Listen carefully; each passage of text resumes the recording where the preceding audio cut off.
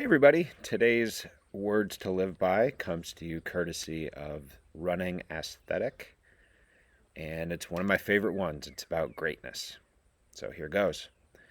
The cost of greatness is years of silence, years without applause, years of doing the same reps while nothing happens. Most people will not pay the price because they are impatient, but greatness is not a moment. It is a decision made daily with no guarantee it will work. I love that. I actually put that exact quote up next to my door at my house so that my kids could see it whenever they come over. And I think one of the really interesting things here to contemplate is that when we embark on something, whether it's a job or a sport or you're training for something, most people want to be, at the very least, competent, right? They want to feel like they're doing whatever it is well. Acting, music, sports, school, jobs, careers, what have you. So they want to take some pride in how they do and be competent in it. When you talk about greatness, which I think is probably a word that gets thrown out a little bit too much these days, because I think when you start to contemplate what it means to be great at something, it really is those days, weeks, months, years of toil that are difficult.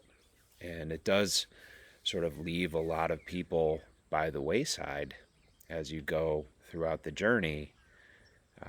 People who get impatient and they want to stop and quit, and it's just too much. And, they sort of settle for complacency. And or not complacency, competence. Sorry, not complacency.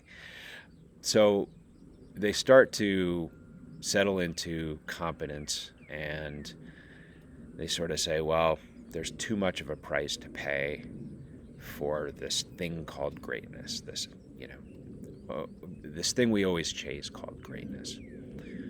And so the way I like to think about it is there's suffering either way, right?